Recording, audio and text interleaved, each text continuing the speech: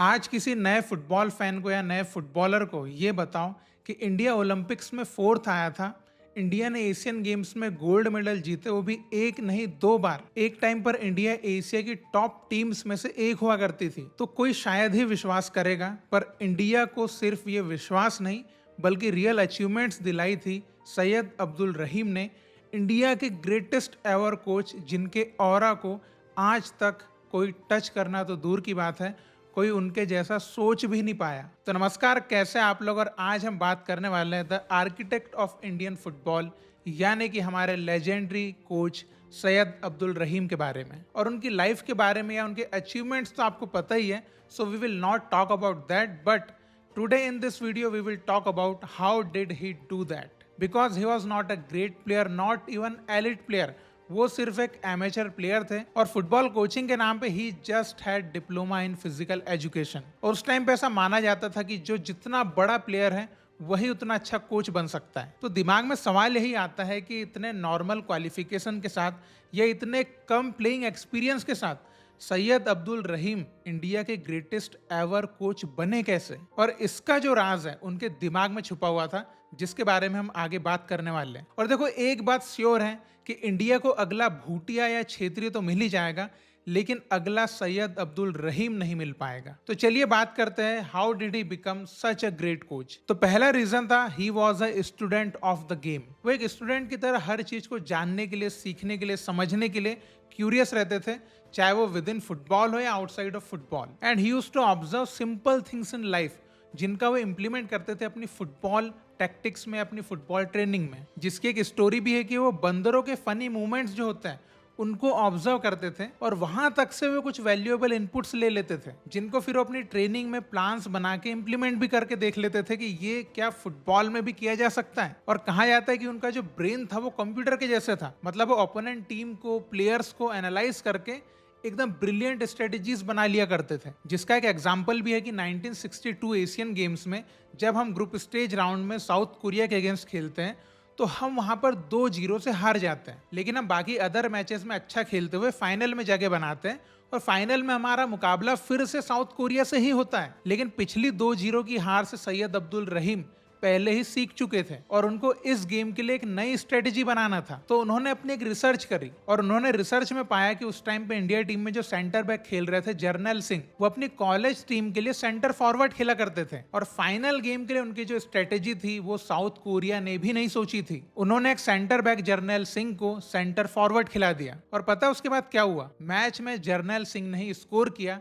और इंडिया ने Asian games में साउथ कोरिया को हरा के गोल्ड मेडल जीत लिया। और जब भी हम ऑस्ट्रेलिया या यूरोपियन टीम्स के अगेंस्ट खेला करते थे तो अब्दुल रहीम को पता था कि हम हाइट में लैग कर रहे हैं, तो टीम से एक ही चीज बोला करते थे कि हम हाइट में तो मार खा रहे हैं, तो हमको स्पीड और स्किल्स पे खेलना है। और यकीन मानिए, हमने 1956 में इसी तरीके से ऑस्ट्रेलिया को 2 बार बीट किया था उनके ही होम में। फिर दूसरा रीजन था स्टडीड फुटबॉल बियॉन्ड इंडिया। तो 1950s के एरा में इंडिया में हम ब्रिटिश स्टाइल फुटबॉल खेला करते थे, जो कि लॉन्ग बॉल से ड्रिबलिंग हुआ करती थी, जो कि अब्दुल रहीम को बिल्कुल पसंद नहीं थी। तो उस टाइम पे इंडिया में जो कोई नहीं सोच रहा था वो अब्दुल रहीम ने सोचा। उन्होंने उस टाइम पे हंगरी की जो फुटबॉल फिलॉसफी थी उसको अडॉप्ट करने का सोचा, जो कि ग्राउंड पासिंग और मूवमेंट हुआ करती थी। और उन्होंने वही चीजें हमारे इंडियन फुटबॉल टीम में इंप्लीमेंट करी, जिसके कारण हमको बाद में बहुत ही अच्छे पॉजिटिव रिजल्ट्स मिले। फिर तीसरा बड़ा रीजन था, ही एक्सपेरिमेंटेड विथ ट्रेनिंग। तो कहा जाता है कि जो अब्दुल रहीम का कोचिंग पर्सपेक्टिव था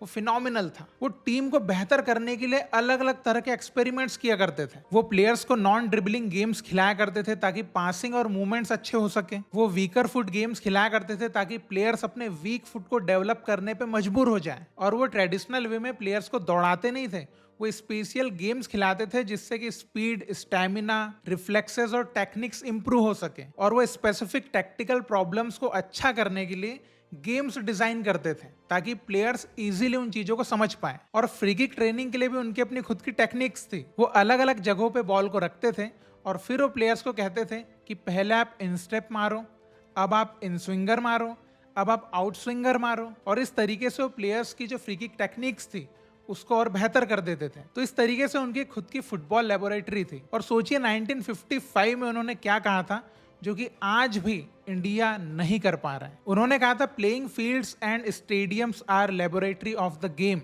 जिसकी हमें और ज्यादा जरूरत है और आज भी हमारे पास इन चीजों की कमी है। देन उन्होंने कहा था कि प्लेयर्स बनाने से पहले आप कोचेस बनाइए। और तीसरी बात तो उन्होंने बहुत ही इंपॉर्टेंट बोली थी, जो कि आज भी हम बार बार कहते हैं।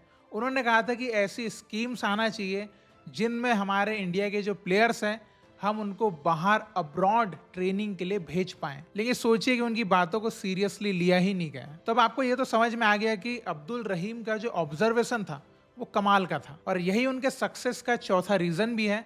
He was exceptionally good at spotting talents, और यही अब्दुल रहीम की सबसे बड़ी सुपर पावर थी जो उनके कोचिंग करियर को सक्सेस की तरफ ले गई। जिसके मैं आपको कुछ एग्जांपल्स बताता हूं जिससे आप उनकी इस क्वालिटी का अंदाजा लगा पाएंगे। तो एक प्लेयर थे मोहम्मद जुल्फिकारुद्दीन।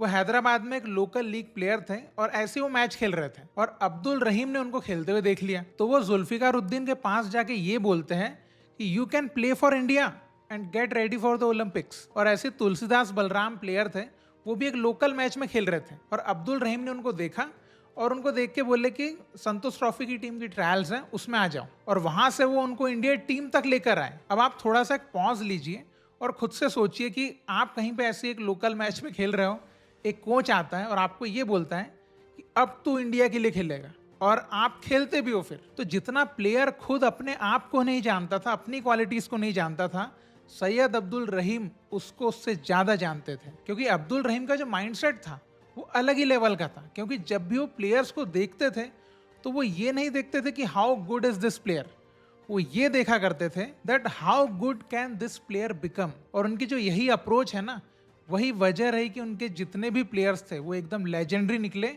और वही प्लेयर्स जब कोचिंग में भी आए तो भी वो लेजेंडरी निकले। उसके बाद पांचवा रीजन था कि उनका ये मानना था that coaching is not just about tactics. और अब्दुल रहीम जो है वो एक बहुत ही स्ट्रिक्ट कोच माने जाते थे, और टैक्टिक्स के अलावा उनका तगड़ा फोकस हुआ करता था फिटनेस पे, डिसिप्लिन पे और मेंटालिटी पे। और उनका खुद का डिसिप्लिन इतना अच्छा था कि वो ट्रेनिंग सेशन में किसी के आने से पहले 30 मिनट पहले आया करते थे और सारा ट्रेनिंग सेशन सेट कर देते थे, और उसके बाद प्लेयर्स आया करते थे, और ऐसा हर बार होता था। और उनका यही डिसिप्लिन जो है फिर इंडिया टीम में भी आया, और उनका ये डिसिप्लिन ही था कि वो 3 टीम में कोच रहे और तीनों ही टीम सक्सेसफुल रही। जब वो हैदराबाद सिटी पुलिस के कोच थे तो वो इंडिया में एक डोमिनेटिंग टीम थी, उन्होंने कई सारे टूर्नामेंट्स जीते। जब वो हैदराबाद स्टेट टीम के कोच बने तो 2 बार संतोष ट्रॉफी जीती, और जब वो इंडियन टीम के कोच बने तो इंडिया को 2 गोल्ड मेडल जिताए। तो डिसिप्लिन कितना बड़ा चेंज लेकर आ सकता है, ये बात यहाँ से आप समझ गए होंगे। फिर उनके सक्सेसफुल कोचिंग करियर का छठवां रीजन था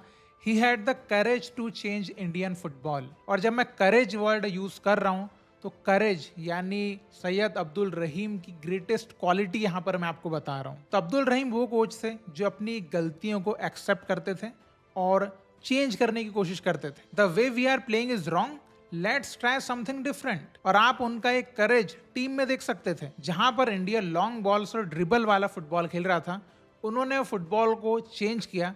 उन्होंने पासिंग, मूवमेंट्स, टैक्टिकल फ्लेक्सिबिलिटी, इन सब चीजों पे फोकस करना एकदम से चालू कर दिया। और जब मैं टैक्टिकल फ्लेक्सिबिलिटी की बात कर रहा हूं तो मैं आपको बताना चाहूंगा कि अब्दुल रहीम के आने तक इंडियन फुटबॉल टीम जो है 2-3-5 फॉर्मेशन यूज करके खेला करती थी। और जब अब्दुल रहीम भी आए तो इनिशियली उन्होंने भी सेम फॉर्मेशन से ही फुटबॉल खेला, लेकिन जब उनको इससे हार मिली तो उन्होंने उसमें कुछ चेंजेस करना चालू किया।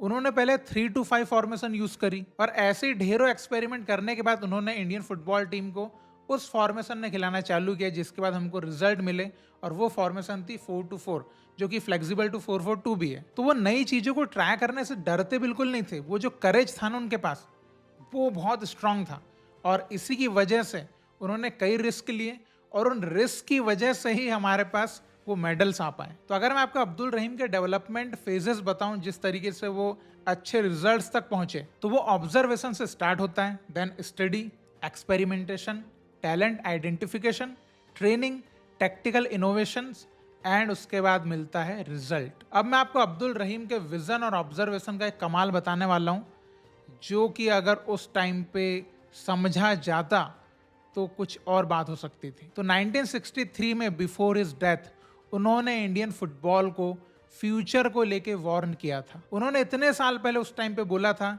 कि जापान, साउथ कोरिया, ईरान और चाइना ये बहुत तेजी से आगे बढ़ रहे हैं क्योंकि वो एडवांस वेस्टर्न ट्रेनिंग मेथड्स को अडॉप्ट कर रहे हैं और लॉन्ग टर्म स्ट्रक्चर को प्लान कर रहे हैं। और ये बात उन्होंने 1963 में बोली थी जब हम जापान, साउथ कोरिया को हराया करते थे। और आप अब्दुल रहीम के विजन को देखिए कि उनकी बात कितनी सच हुई कि जिन कंट्रीज के उन्होंने उस टाइम पे नाम लिए थे 1963 में, उनमें से 3 कंट्रीज ईरान, जापान और साउथ कोरिया आज एशियन फुटबॉल की सुपर पावर्स हैं। तो इससे यही बात साबित होती है कि हमारे देश का फुटबॉल फेडरेशन तब भी निकम्मा था और आज भी निकम्मा है। और सैयद अब्दुल रहीम के बाद इंडियन फुटबॉल टीम का क्या हुआ, ये हम आज तक विटनेस कर रहे हैं।